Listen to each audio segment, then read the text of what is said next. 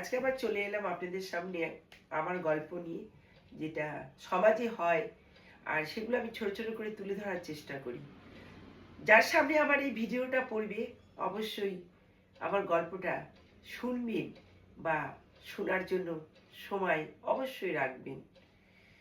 আজকাল যুগে কারো ভিডিও দেখার হয়তো বেশিরভাগ লোকের সময় নেই, কারণ নানা রকম কাজ নিয়ে তারা ব্যস্ত থাকে। তবুও কিছু কিছু প্রোগ্রাম, কিছু কিছু অনুষ্ঠান আমাদের দেখার দরকার আছে,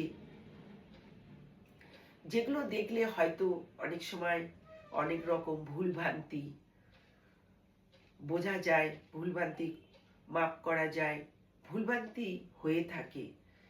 আজকাল সমাজে দেখবেন অনেক বড় বড় হাই পদে যারা সার্ভিস করছেন, অনেক শিক্ষিত তারা, তারা অনেক টাকা পয়সা খরচা করে, অনেক মাথায় বুদ্ধি রেখে পড়াশোনা করেছেন, পড়াশোনায় ভালো হয়েছেন, ভালো পদে চাকরি পেয়েছেন।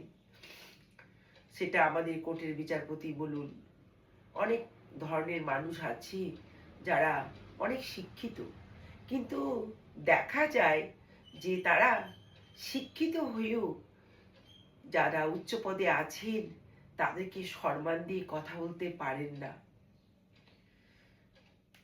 খুব খারাপ লাগে যখন আমরা সোশ্যাল মিডিয়াতে দেখি যে একজন বিচারপতি মুখ্যমন্ত্রীকে অসভ্য ভাষায় কথা বলছেন। খুব খারাপ লাগে এগুলো দেখলে। আমাদের শিক্ষিত হওয়ার মানে কি বলুন তো? আমাদের রাগ সে আলাদা জিনিস, কিন্তু সোশ্যাল মিডিয়াতে এসে সকলের সামনে অসভ্য ভাষায় একটা আমাদের দেশের মুখ্যমন্ত্রী মেয়ে মানুষ, মেয়ে, তাকে এক বিচারক ছেলে হয়ে অসভ্য ভাষায় কথা বলতে পারেন না। আমাদের দেশের মুখ্যমন্ত্রী হন, তাদের নিজের প্রতিবাদ জোরে, নিজের ভালো থাকার জোরে, ভালো ব্যবহারের জন্য, ভালো কাজ করার জন্য আমাদের দেশে প্রধানমন্ত্রী, মুখ্যমন্ত্রী হন। তাদেরকে যে কোনো বিচারপতি, যে কোনো মানুষ, যে কোনো পার্টির মানুষ অসভ্য ভাষায় কথা বলতে পারেন না। তাহলে শিক্ষিত হওয়ার মানে কি? একটা মেয়ে মুখ্যমন্ত্রী, তাকে যদি অসভ্য ভাষায় একজন বিচারক কথা বলতে পারেন, তাহলে তিনি ঘরের যারা মেয়ে ছেলে আছেন তাদেরকেও তো তিনি সেই ভাষাতেই কথা বলবেন। শিক্ষিত অশিক্ষিতর একটা পার্থক্য সমাজে থাকে। শিক্ষিত হয়ে একজনকে, মেয়েদেরকে অসম্মানভাবে কথা বলবেন, সেটা একদমই মানায় না। সেটা আমরা সোশ্যাল মিডিয়াতে দেখি। আপনারা যে যেইভাবে যেরকম কাজ করছেন, কিন্তু মুখের ভাষা সংযত রাখুন। আপনারা মিডিয়ার সামনে আমাদের দেশের প্রধানমন্ত্রী বলুন, মুখ্যমন্ত্রী বলুন, তারা অসভ্য ভাষায় কথা বলেন।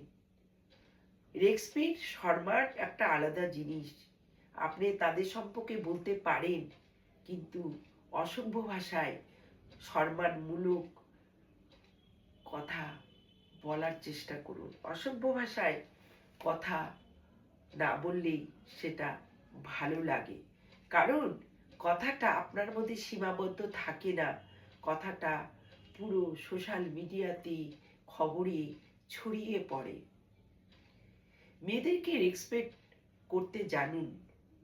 আপনারা উপর পদে আছেন, অনেক লেখাপড়া শিখেছেন, আপনারা যদি উপর মহলে বসে আমাদের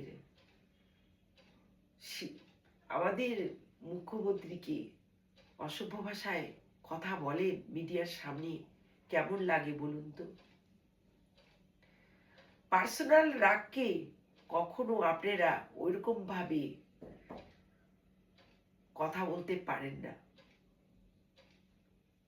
যে একজন বিচারক, সে আমাদের দেশে বিচার করেন, তার হয়তো কোনো পার্টিগত হয়ে কথা বলাটা উচিত নয় বা ভালো নয়, ভালো দেখায় না। আপনাদের উপর মহলে বসে যেটা ইচ্ছা সেটা করবেন, এটা মানায় না।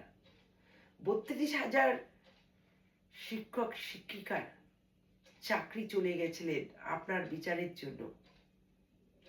তারা আজকে কালকে চাকরি ফিরিয়ে পেয়েছে। আপনারা একবার চিন্তা করেন না, যারা এই চাকরি করে জীবিকা নির্বাহ করে, তাদের সংসারে অনেকজন মানুষ থাকেন যারা এই চাকরি করে টাকা পেয়ে সংসার চালায়। আপনারা উপর পদে বসে যে কোনো কাজই করতে পারেন, সেটা কেউ বাধা দিতে পারবে না, কিন্তু সেটার বিচার যখন শেষের দিকে হয়ে আসে তখন তারা মুক্ত পেয়ে যান। যদি তাদের কোনো দোষ থাকতো নিশ্চয়ই তাদের সারা জীবন কারাদণ্ড হতো।